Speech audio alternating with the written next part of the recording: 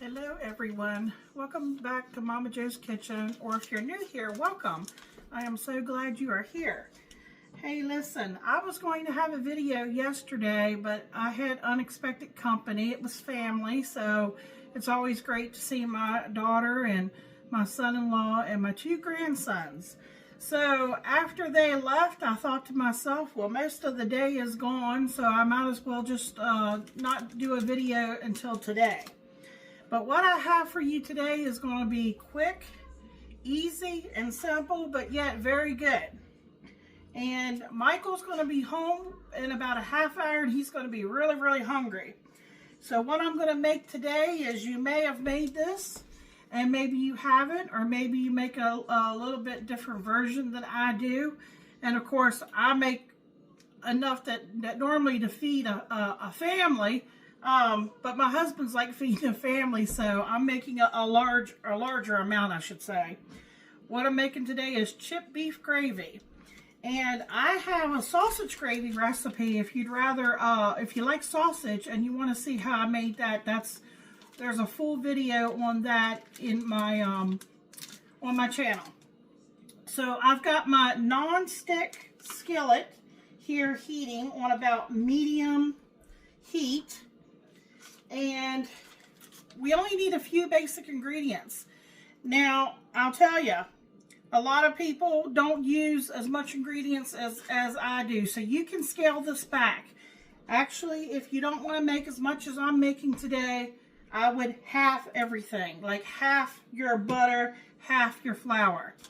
And I don't like the chipped beef that comes in a jar. It's dried. I have tried it before, but what we grew up on is, it's more like a deli style. You get it in the refrigerated section, and this is dried beef. And this one, I don't know if I'm saying it right, Knaus, K-N-A-U-S-S. So I'm going to open this package up.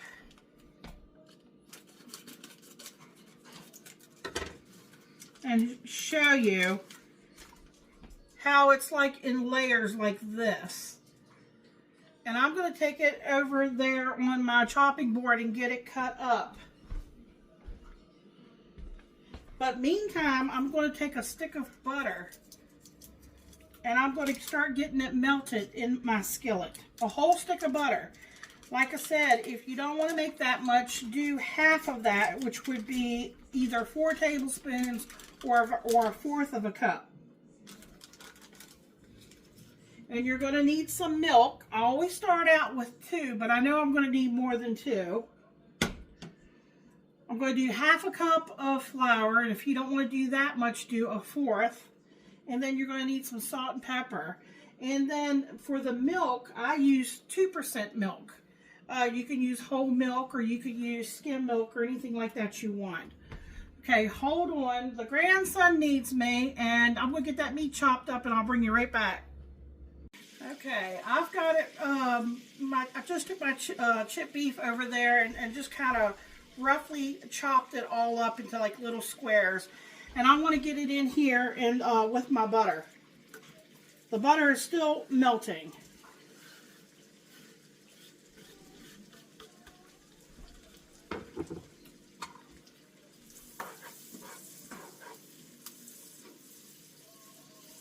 When you're making gravy, you need to have some kind of fat, grease, butter, something to mix with your flour. But I'm also kind of cooking my chipped beef a little bit. It's already cooked. It's more or less kind of like browning it and kind of breaking it up because, you know, they're stacked on top of each other.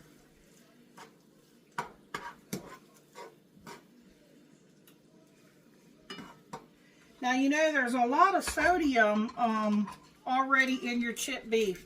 So when you go to season it, and plus the butter that I'm using has salt, unless you want to use unsalted butter, then you can kind of, you know, add more salt. So I want to be careful how much salt I add to this. Now it will not take long. I did turn it down a little bit more because my stove runs really hot. So basically, essentially what I'm doing is just kind of sauteing the chipped beef, breaking it up. That's going to release a lot of the flavors in the meat into the butter.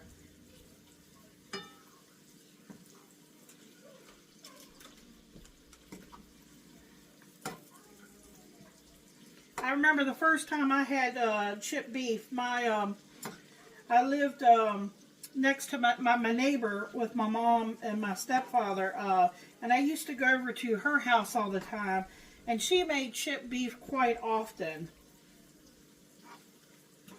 And it was very, very good. The meat's very, very thinly sliced.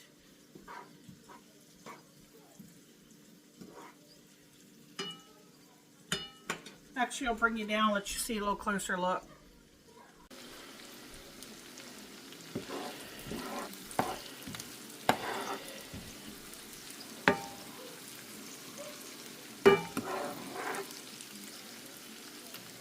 Like I said, that's a lot for most people, but not for my husband. So, you know, I'm going to fix him up some toast. You could even serve this over white rice if you prefer.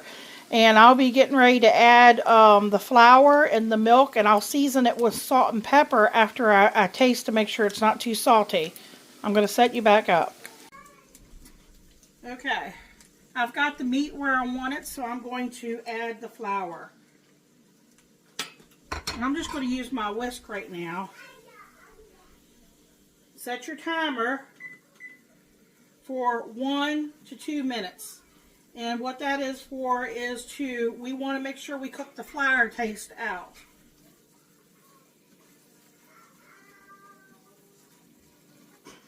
And I'm just taking my whisk to break up any little lumps that I might see.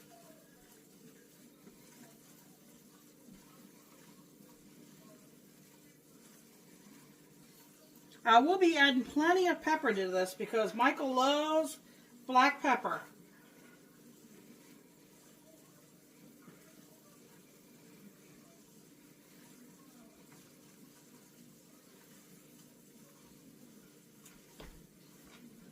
Okay, I don't see any lumps. So I'm going to switch back over to my my spoon.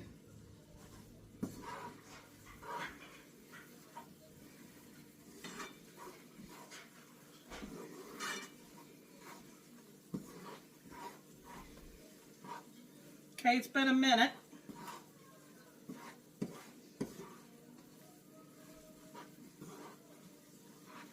And I have found even after a minute, it doesn't take very long, especially when it's really hot. So with the way it's boiling, at any point now, we can start adding our milk.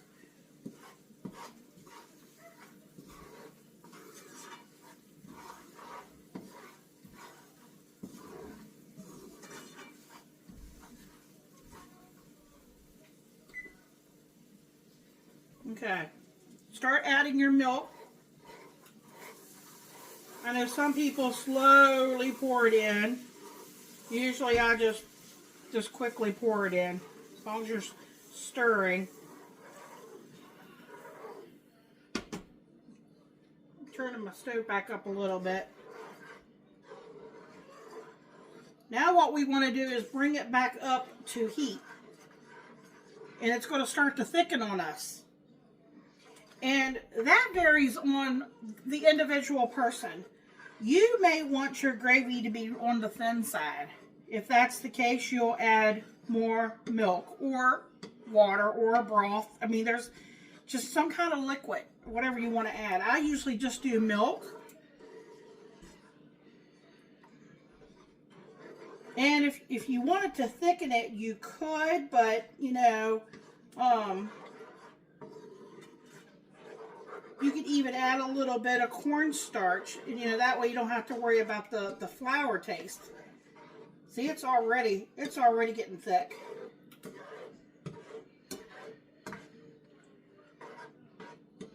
You want it to still be pourable, And that's another thing. When it sets to the, when you take it off the heat and it sets to the side, it will thicken up even more.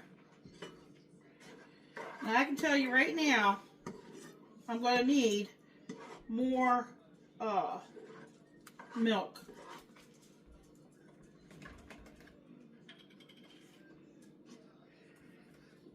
I'm going to go in with about a cup. Wish I could. See how it's kind of really thick?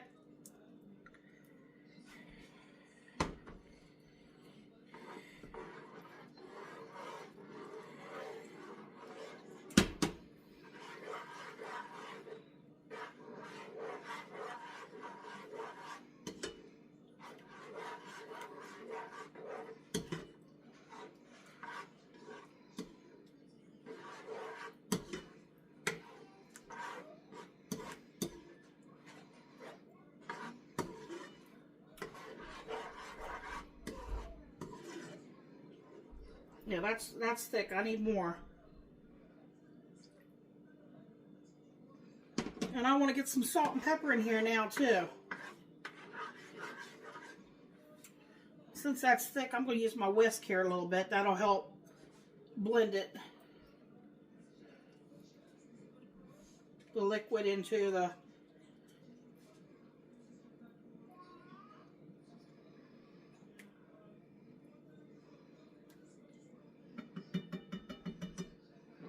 That's the beauty of doing it like this, is because you can keep adding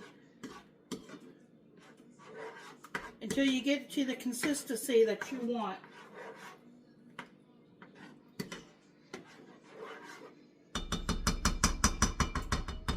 Alright, sorry about the tapping there. Alright, let me get some pepper here.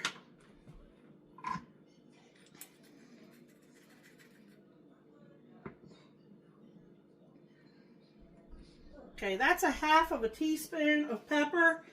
I may do more. And I'm pretty sure it's going to need some salt. Let me...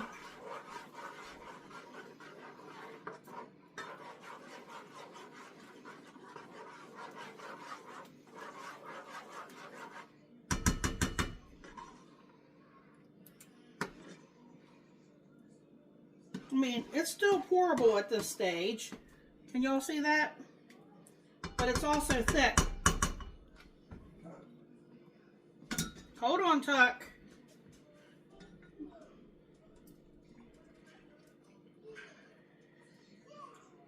Okay. That's going to be 4 cups total here. Because it's still pretty thick. There we go.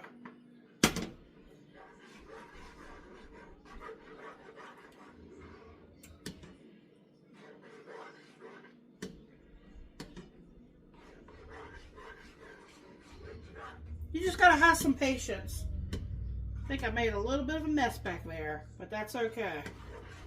That's to be expected. I need to get a spoon and give it a little taste, okay?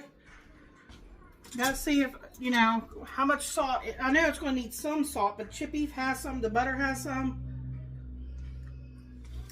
Yes, definitely.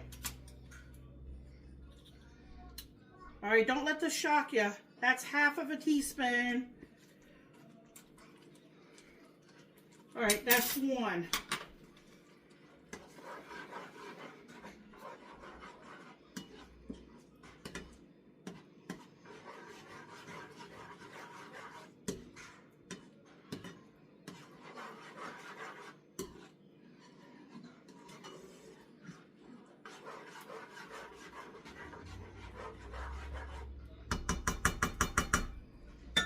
All right, let me get another spoon.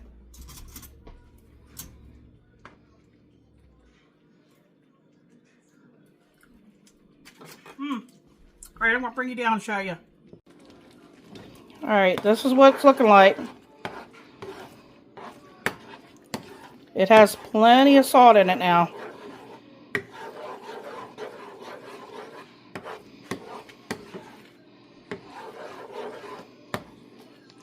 All right, say, You want it to still be pourable.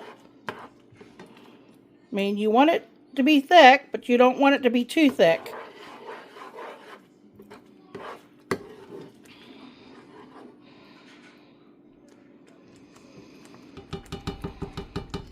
Okay, I think I'm going to stop right there.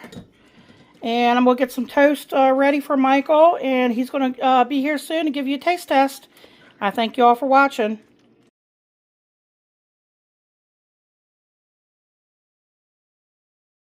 On YouTube, do a taste test the chip beef gravy.